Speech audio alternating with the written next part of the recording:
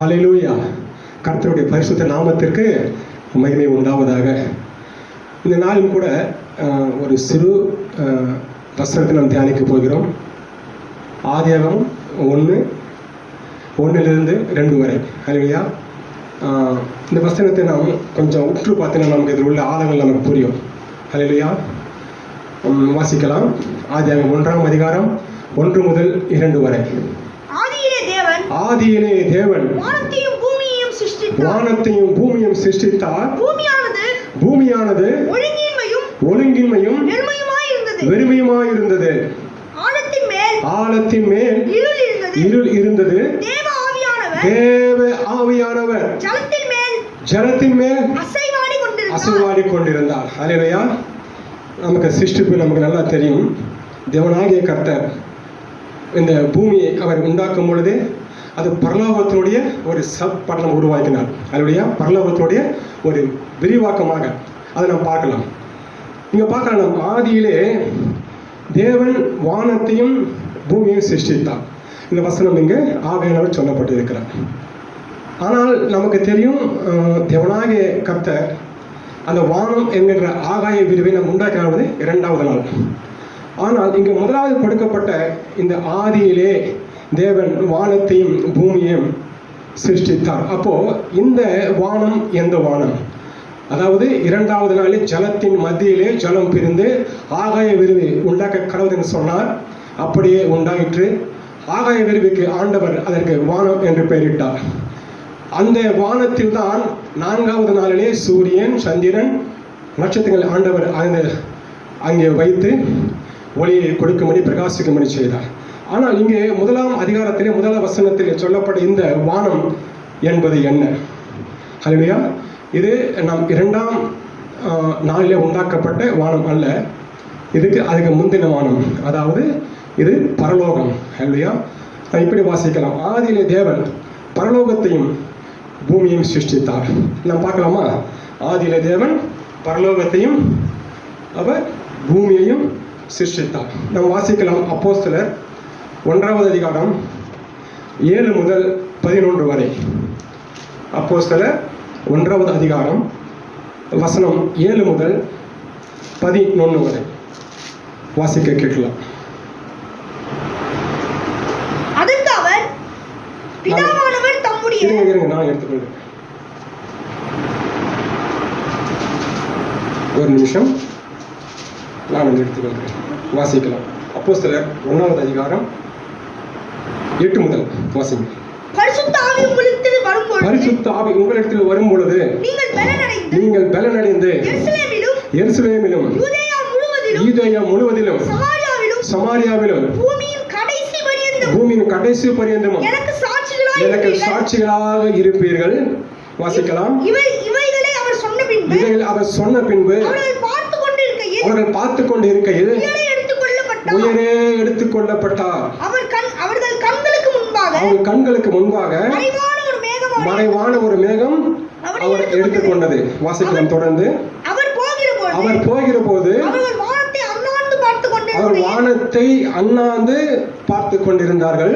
இதோ வெண்மையான வஸ்திரம் தரித்த 2 பேர் அவரிடத்தில் வந்து, கலிலேயராகிய மனுஷனே, நீங்கள் ஏன் வானத்தை அண்ணாந்து பார்க்கிறீர்கள்?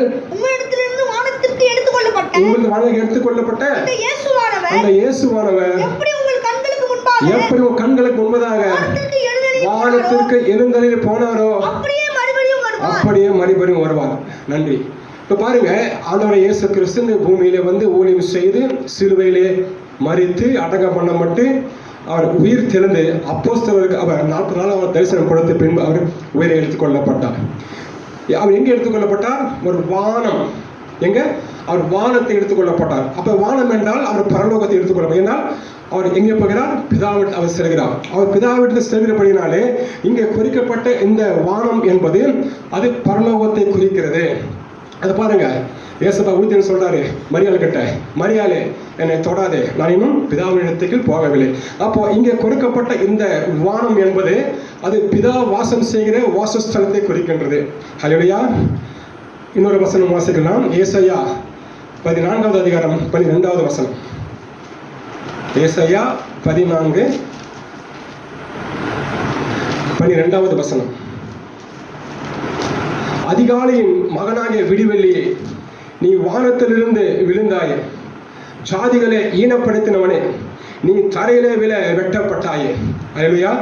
பாருங்க, நமக்கு தெரியும் லூசிபர் என்ற அந்த பிரதான தூதன் மிகவும் அவனுக்கு வல்லமையான தூதன், அவனுக்கு மிகுந்த விசேஷம் ஆனவங்க கொடுத்திருந்தான். ஏனென்றால் அவன் தான் அந்த தோட்டத்திற்கு அவன் காவலாளி கேரு. அல்லேலூயா. அவன் எங்கிருந்து விழுந்தானா? வானத்திலிருந்து அவன் விழுந்தான். இங்கேயும் இந்த வானம் சொல்லி குறிக்கப்பட்டு இருக்கிறது. அப்போ இந்த வானம் என்பது அது பரலோகத்தை குறிக்கிறது. ஸோ இங்க ஆதியாகமம் 1:1 சொல்லப்பட்ட ஆதியிலே தேவன் வானத்தையும் பூமியை சிருஷ்டித்தார். ஆதியிலே தேவன் பரலோகத்தையும் பூமியும் அவர் சிருஷ்டித்தார். ஹல்லேலூயா.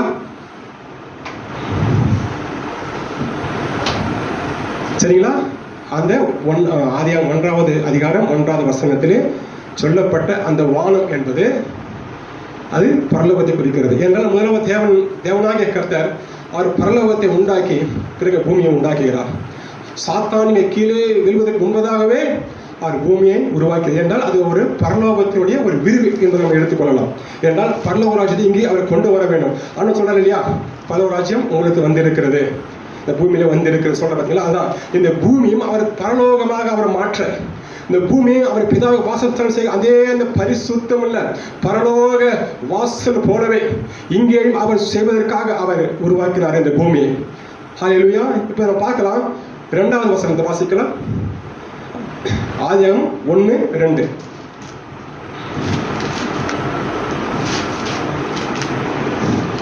ஆதியாகமம் 1வது அதிகாரம் 2வது வசனம். பூமியானது ஒழுங்கின்மையும் வெறுமையுமாய் இருந்தது. ஆழத்தின் மேல் இருள் இருந்தது. தேவ ஆவியானவர் ஜலத்தின் மேல் அசைவாடி கொண்டு அவர் ரிலாக்ஸா எப்படி அசை வந்தீங்கன்னா அது ரிலாக்ஸா அப்படி போய் வரார். இப்போ கை நம்ம போவோம்ல, கை கால் ஆக்கி போவோம் பார்த்தீங்களா, அது போல ஆண்டவரங்க தேவ ஆவியானவர் ஜலத்தின் மேலே ரிலாக்ஸாக அவர் வாக்கிங் போய் கொண்டிருக்கிறார். இல்லையா? அசைவாடி கொண்டிருக்கிறார். இப்போ நம்ம சொல்ல பார்த்தீங்கன்னா தெண்டல் அப்படி அசை சொல்றோம், தெண்டல் அப்படியே அசைவாடுதுன்னா தெண்டல் மெதுவாக அப்படி வந்து நம்ம அசைவாடி கொண்டே அப்படியே போகும். அது என்ன சொல்றோம்? அசைவாடுன்னு சொல்றோம். அப்போ இங்க பார்த்தீங்கன்னா தேவ ஆவியானவர் ஜலத்தின் மேல் அவர் அசைவாடி கொண்டிருந்தார். இங்க பார்க்கலாம், ஆண்டவர் இந்த பூமியை தான் அவர் உண்டாக்கினார், பரலோகத்தை உண்டாக்கினார், இந்த பூமியை ஆனால் பரலோகம், அதாவது 1ஆம் அதிகாரம் 1ஆம் வசனம் சொல்லப்பட்ட அந்த வானத்தை அவர் வெறுமையும் அது ஒழுங்கின்மை இருக்கவில்லை. ஆனால் இங்கே சொல்லப்பட்ட பூமியை மாத்திரம்தான் அப்படி உள்ளது. எப்படி உள்ளது? ஒழுங்கின்மையும் வெறுமையுமாக உள்ளது. ஆனால் வானத்தை குறித்து அவர் சொல்லவில்லை. என்றால் வானத்திலே பரலோகத்திலே பிதாவாம் தேவன் வீட்டு இருக்கிறார், குமாரனாக இயேசு கிறிஸ்து இருக்கிறார், தேற்றவல்ல பரிசுத்த ஆவியானவர் இருக்கிறார், தூதர்கள் எல்லாம் இருக்கிறாங்க, கேருபீங்கள் இருக்கு, செராபீங்கள் இருக்கிறது, இன்னும் யுவத்தம் எல்லாம் ஆனவரே எல்லாம் அப்படியே பலர்கள் அப்படி நிறைந்திருக்கிறது. இந்த பக்கம் பார்த்தீங்கன்னா தேவனுடைய மதில்கள் எல்லாம் ரத்தன கற்களை கட்டப்பட்டிருக்கிறது, அந்த வாசல்கள் எல்லாம் முத்துக்களை கட்டப்பட்டிருக்கிறது. இந்த பக்கம் பார்த்தீங்கன்னா 12 விதமான ஜீவிச்சு கனி கொடுக்கிற மரங்கள். இப்படி பரலோகமே தேவனை பற்றிய அறிவு நிறைந்து காணப்படுவதனாலே அந்த பரலோகம், அதாவது 1ஆம் அதிகாரத்திலே 1ஆம் வசனம் சொல்லப்பட்ட அந்த வானம் என்பது அது வெறுமையாக அது ஒழுங்கின்மையாக இருக்கவில்லை, எல்லாம் பர்ஃபெக்ட். சரிங்களா? இப்போ நம்ம ஒரு பெரிய ஒரு பில்டிங் வச்சுக்கலாம், பெரிய பில்டிங் கோடிக்கணக்கில். அது பார்த்தீங்கன்னா ஏதாவது ஒரு சின்ன ஒரு மிஸ்டேக் இருக்கும், இப்படி கொலா போட்டிருப்பாங்க, அது என்ன பண்ணிருப்பாங்க, இப்படி ஒரு சாய்வை கொஞ்சம் டேம்பராக விட்டுருப்பாங்க. எவ்வளோ கட்டினாலும் பர்ஃபெக்டாக கட்டவே முடியாது.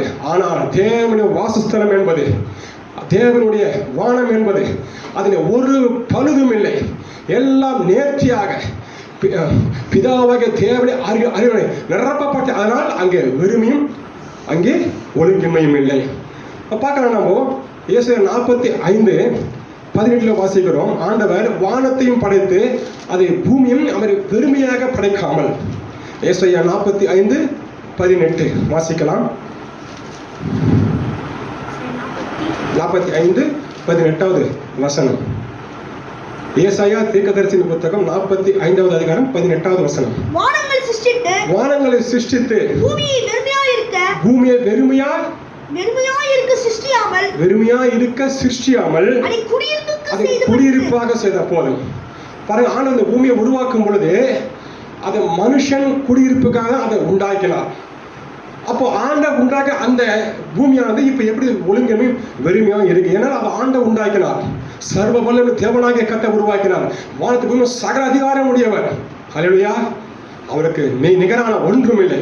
ஆனால் அவர் உருவாக்கினதாக சொல்ல இந்த பூமி எப்படி இருக்குது? ஒழுங்கின்மையும் வெறுமை. அப்படின்னா சிருஷ்டிப்பிலே ஏதாவது தவறு நடந்து விட்டதா? இல்லை தேவன் அதை தெரியப்படுத்த? இல்லை இல்லை இல்லை. தேவன் ஒரு பொழுதும், ஹல்லேலூயா, அவர் பரிபூர்ணத்தின் தேவன். அவர் சித்தம் கொண்டால் அதை மாற்ற ஒருவனாலும் கூடாது. ஹல்லேலூயா. அப்போ இங்கே சொல்லப்பட்ட இந்த பூமியானது ஆண்டவர் படைக்கையிலே அது என்ன பண்ணாராம்?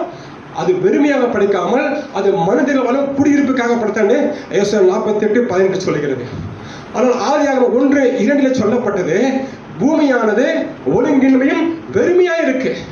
ஒழுங்கின்மை இப்போ ஃபார் எக்ஸாம்பிள் எடுத்தீங்கன்னா, இப்போ நீங்கள் இது எடுத்துங்க, சென்னை ஹைவே எடுத்துங்க, வேலூர் டு சென்னை ஹைவே பாருங்க. ரோடு நல்லா சீராக இருக்குது. ஹைவே ரெண்டு பக்கம் பஸ் எல்லாம் லாரி போகலாம், சைடெல்லாம் வீடுங்க, அழகாக ரோடு நேர்த்தியாக இருக்குது, ஒரு ஒழுங்காக இருக்குது. பக்கத்தில் வீடுங்க, கடைங்க எல்லாம், ஆனால் ரோடு டிஸ்டர்ப் இல்லாமல் செவ்வையாக பாதையிலே நேர்த்தியாக இருக்கிறது. அந்த மாதிரி இல்லாமல் இப்போ பூமி எப்படி இருக்குதா? ஒரு பக்கம் மேடாக இருக்குது, அதுக்கடுத்து உடனே பள்ளம், அதுக்கடுத்து என்ன பண்ண ஒரே சமுத்திரம் நீர்கள், அதுக்கப்புறம் ஒரு சின்ன ஒரு தரை, இப்படி அங்கங்கே ஒழுங்கின்மை. அதை பார்த்தாலே ஒரு நல்ல ஒரு அமைப்பு இல்லாதபடி இருக்கும். அப்படியா? இப்போ சொன்னது போல ஒரு சீராக இல்லாமல் அங்கங்கே மலை இருக்கும், குன்று இருக்கும், கடல் இருக்கும், சின்ன சின்ன நதிகள் இருக்கும், வெட்டாந்தல் இருக்கும். இப்படி ஒழுங்குல ரோடு இருக்காது, கல்கள் முட்கள் இப்படி வச்சுங்களேன், நிறைய இந்த மாதிரி இருக்கும். அதுதான் என்ன பண்ணுது? ஒழுங்கின்மையாக இருக்கிறது. அப்புறம் வெறுமையா எதுவுமே இல்லை. வேற மனிதர்கள் இல்லை, பறவைகள் இல்லை, பிராணிகள் இல்லை, காட்டு மிருகங்கள் இல்லை, ஒன்றுமில்லை, வெறுமையாக இருக்கிறது. ஆனால் இங்கே சொல்ற ஆண்டவர், நான் பூமியை உண்டாக்கின பொழுது நான் அதை வெறுமையாக உண்டாக்காமல் நான் அதை குடியிருப்புக்காக நான் சிருஷ்டித்தேன். ஆனால் அது 1:2 சொல்கிறது பூமியானது ஒழுங்கின்மையும் வெறுமையாக இருக்கிறது. ஹல்லேலூயா.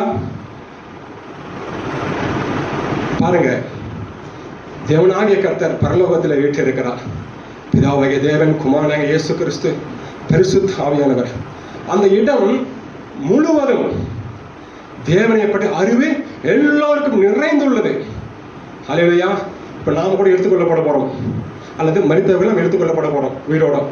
அப்போ நம்மளாம் எப்படி போனால், நாம் அவரை நன்றாக அறிந்து கொண்டபடியினாலே, நாம் அவரை விசுவாசம் வைத்தபடியினாலே, நாம் கிரிகள் நம்ம செவ்வாய்ப்படுத்தினபடியினாலே, ஹல்லேலூயா, நாம் தேவனிடம் நிறைவாக அறிந்திருக்கிறபடினாலே நம்முடைய தேவன் யார், அவர் எப்படிப்பட்டவர், அவர் எப்படிப்பட்ட குணாசை உடையவர், அவர் அன்பு நிறைந்தவர், அவர் நீதியுள்ள நியாயாதிபதி. ஹல்லேலூயா. இப்படியெல்லாம் நாம் தெரிந்து வைத்து நாம் அவருக்கு ஏற்றபடி நாம் வாழ்கிறதுனாலே நாம் மரித்தாலும் நாமும் உயிர்த்தலும் ஒரு நாளிலே. ஆனால் பாருங்க, அந்த பூமியிலே இப்போ என்ன ஆகுதுன்னா, தேவன் தான் அதை உண்டாக்கினார். ஆனால் அந்த பூமியிலே தேவனை அறிகின்ற அறிவு இல்லை. ஹல்லேலூயா. அதாவது பூமியிலே ஜீவ ஜந்துக்கள் மனுஷர்கள் இருந்தாலும் சரி, அல்லது இல்லாவிட்டாலும் சரி, எந்த இடம் தேவனாகிய கர்த்தரை பற்றி அறிகின்ற அறிவு இல்லையோ அந்த இடம் இருளாக இருக்கும். எப்படிங்க? அந்த இடம் இருளாக இருக்கும். ஏனென்றால் அங்கே ஆழத்தின் மேல் இருள் இருந்தது.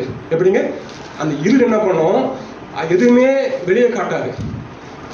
என்ன ஊழியமே அதை வெளியே காட்டு. இப்ப நம்ம சொல்றோம்ல, சரி ஜனங்களாப்பா, இவன் ரொம்ப இருளான மனுஷன், இவனுடைய மறுபக்கம் உங்களுக்கு தெரியுமா, அவன் எவ்வளவு பேர் கேடு உள்ளவன், துன்மார்க்கன். ஆனால் அது யாருக்கு தெரியாது. அது அவன் அந்தரங்க, அதான் அந்தரங்க அவனுடைய வாழ்க்கை.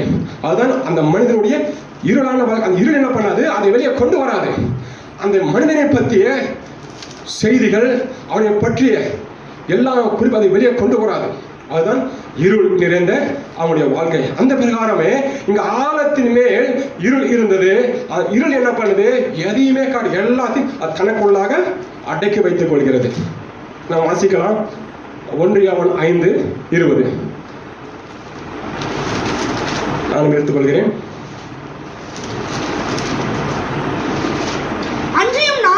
அன்றியும் நாம் சத்தியமுள்ளவரை அறிந்து கொள்வதற்கு தேவனுடைய குமாரன் இயேசு கிறிஸ்து வந்து நமக்கு புத்தியை தருகிறார் என்று அறிவோம். போதும். பாருங்க, அந்த சத்தியம் உள்ளவரை, அந்த பிதாவாகிய தேவனை நாம் அறிந்து கொள்ளும்படி என்ன பண்ண கிறிஸ்துவாகிய தேவன் வந்து நமக்கு என்ன பண்றாரு, நமக்கு புத்தி சொல்றார். ஏனென்றால் தேவனை பற்றி அறிவு நமக்கு இருந்தால்தான் நமக்குள்ள வெளிச்சம். அல்லேலூயா.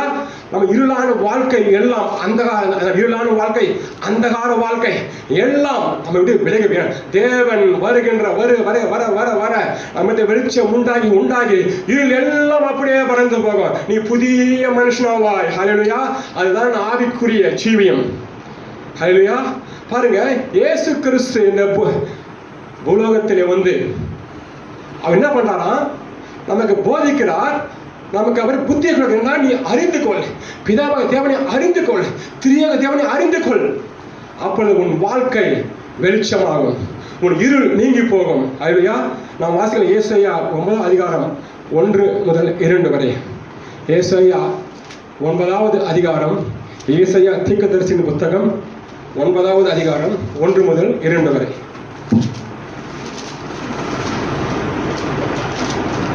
ஆகிலும் அவர் வாசிங்க ஏசாயா 9வது அதிகாரம் வசனம் 1, 2.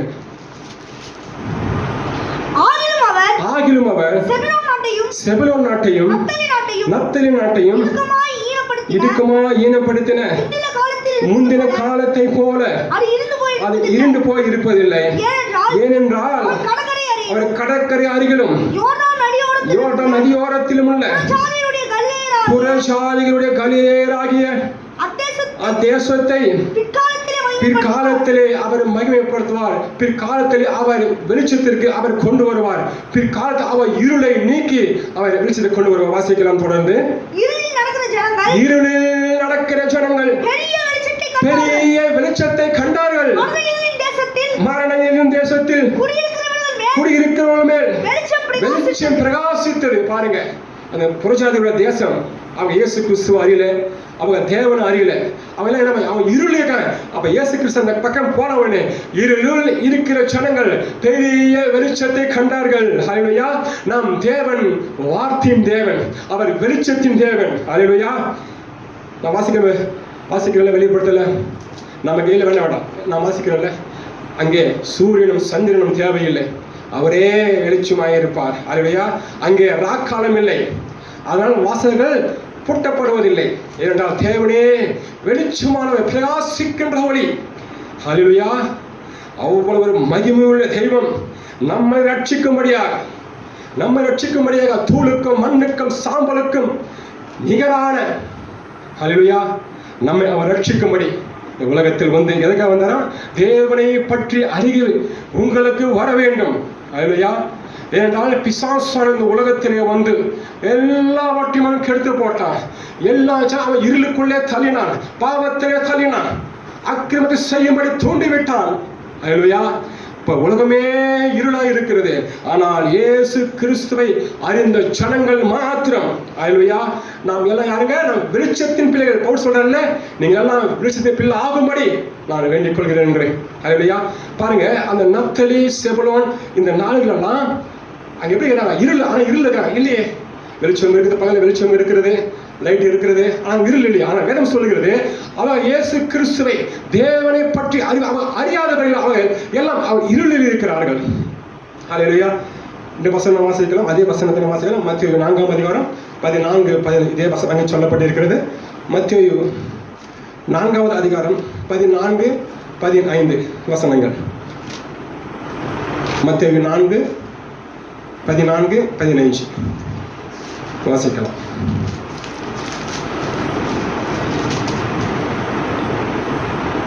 நீங்கள் உலகத்திற்கு மத்தேயு 4ஆம் அதிகாரம் 12, 15. யோவான் காவலில் வைக்கப்பட்டான். இல்ல நான் வாசிக்கிறேன்.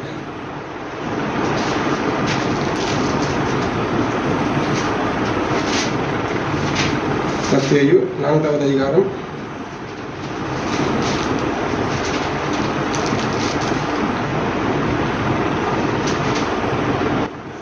15 கடற்கரை அருகிலும் யோர்தானுக்கு அப்புறத்திலும் உள்ள செபுலோன் நாடும் நப்தலி நாடும் ஆகிய புறஜாதிகளுடைய கலிலேயாவிலே இருளில் இருக்கும் ஜனங்கள் பெரிய வெளிச்சத்தை கண்டார்கள். மரண இருளின் திசையில் இருக்கிறவர்களுக்கு வெளிச்சம் உதித்தது. இயேசு கிறிஸ்து அங்கே அந்த சென்ற பொழுது ஹல்லேலூயா, அங்க என்ன ஆகுதான், இருள் எல்லாம் அப்படியே விலகி போய் வெளிச்சம் உண்டாகிறது. இயேசு கிறிஸ்து வெளிச்சத்தின் தெய்வம், அவர் இருளின் தெய்வம் அல்ல. ஹல்லேலூயா, அவர் வெளிச்சத்தின் பிள்ளைகள் நம்ம இருக்கிறோம். ஹல்லேலூயா, நாம் இருளுக்கு சொந்தக்காரர்கள் அல்ல. ஹல்லேலூயா, இருளின் காரியங்கள், அந்தகாரத்தின் காரியங்கள், அந்தரகமான வெட்கப்படமான காரியங்கள் நாம் சொந்தக்காரர்கள். நம்ம வெளிச்சத்தின் பிள்ளைகள். ஹல்லேலூயா. இப்ப பாருங்க, இந்த உலகத்தில் கூட ஜனங்கள் இருக்கிறாங்க. ஆனால் இயேசு கிறிஸ்துவை, தேவனை பற்றி அறிவை யாருக்கெல்லாம் இல்லையோ அவங்களாம் என்ன பண்ணாங்க, அவங்க இருள் இருக்கிறாங்க. ஆனால் சொன்னார் இல்லையா, மரித்தவன் அடக்கம் பண்ணப்பட்டான், அவன் உயிரோடு தான் இருக்கிறான். ஆனால் என்ன, அவன் மரித்தவன், பாவம் செய்கிறவன் மரித்தவன். ஹல்லேலூயா, தேவனை அறியாதவன் அவன் மரித்தவன்.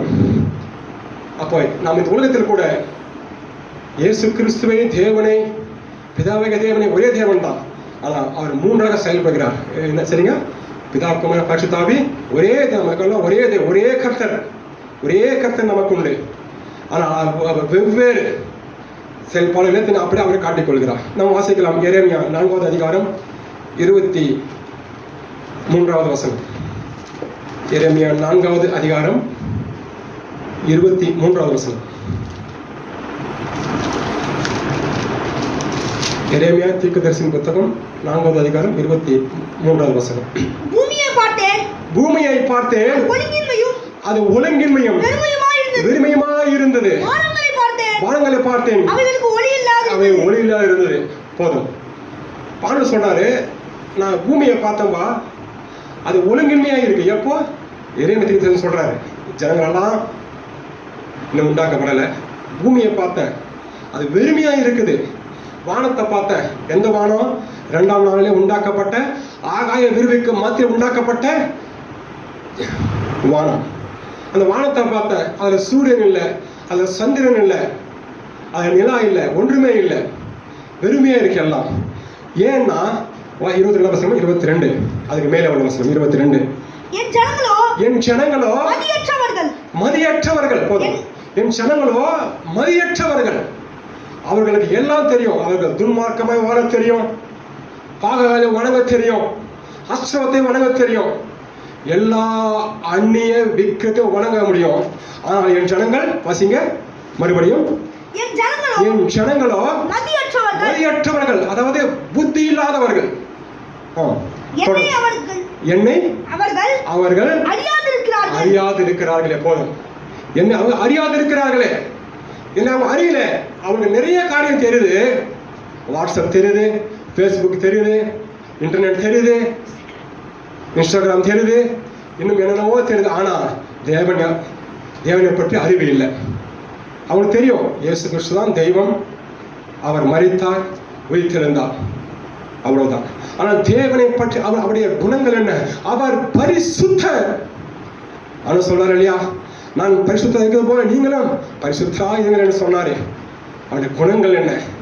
ஹல்லேலூயா. அவருடைய பிரமாண கட்டைகள் என்ன? அவர் என்ன சொல்லி இருக்கிறார்? அப்ப நம்ம வாழ்வோமானால் நமக்குள்ளே அந்த இருள் நீங்கி வெளிச்சம் உண்டாகும். ஹல்லேலூயா. பாருங்க, ஜனங்கள் அறிவில்லாம சங்காரமாக. எந்த அறிவு? தேவனை பற்றி அறிவு இல்லை. ஹல்லேலூயா. எரேமியா சொல்றாரு பாருங்க, என் ஜனங்கள், வாசிக்கலாம் மறுபடியும் எரேமியா 4வது அதிகாரம் 22வது வசனம். முழுமையா வாசிங்க.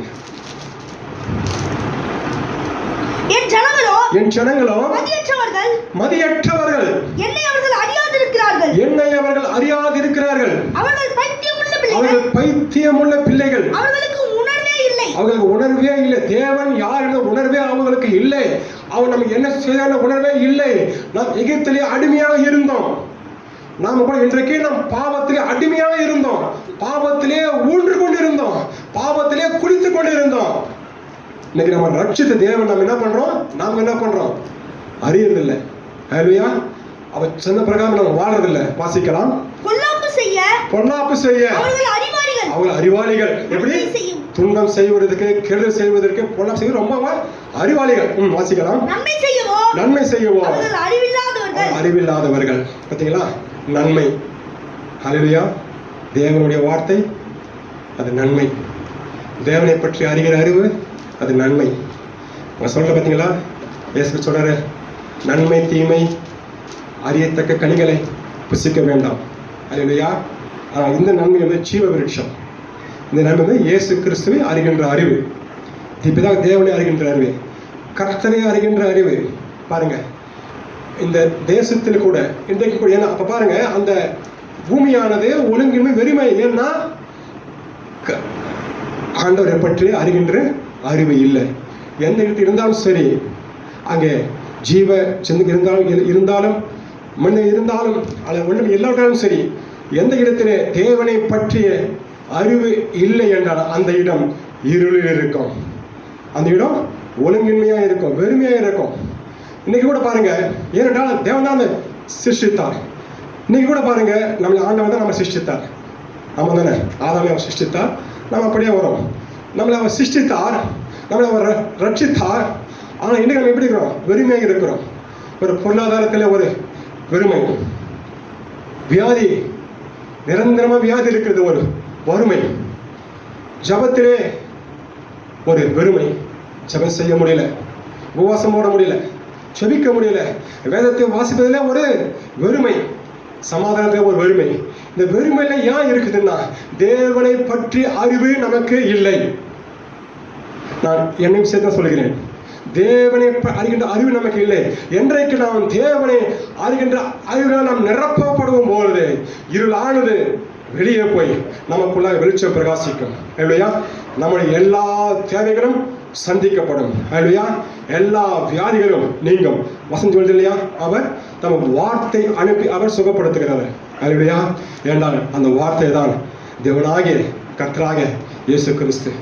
ஆகவே இன்றைக்கு கூட நாம் தியானித்த இந்த 2 ஆதியாகமம் 1ஆம் அதிகாரம் முதல் 2 வசனத்திலே நாம் அறிந்து கொள்வது என்னவென்றால், நம்மை ரட்சித்த தேவன், நம்மை உண்டாக்கின தேவன் அவர்தான். அவர் பரிபூர்ணர். அல்லேலூயா. அந்த உண்டாக்குவதில் ஒரு குறையும் வைக்கல. ஆனால் நாம் என்ன பண்றோம்? அவரை தேவனைப்பட்ட அறிவை இன்னும் ஆழமாக சென்று தேவனைப்பட்ட அறிகின்ற என்னது? அது வார்த்தை. என்ன? அவர் வார்த்தையெல்லாம் இன்னும் வார்த்தையை நாம் படிக்க தியானிக்க இந்த வார்த்தைக்காக நாம் வாழ நமக்குள்ளாக இருக்கிற எல்லா அந்த காலத்தின் வல்லமைகள், பொருளாதாரத்தின் இழப்புகள், வியாதியின் வறுமை எல்லாம் மாறி போகும். ஏனென்றால் தேவன் வெளிச்சமானவர். வெளிச்சம் இடத்திலே உதித்தால் இருள் நீங்கி போகும். அல்லேலூயா. அப்படியே நம்ம இருளான வாழ்க்கையும் நீங்கி போய் நாமும் வெளிச்சத்துக்காக நாம் வாழ்வோம் என்று இயேசு கிறிஸ்து நாமத்தில் ஜெபிக்கிறேன் எங்கள் நல்ல பிதாவே. ஆமென், ஆமென், ஆமென்.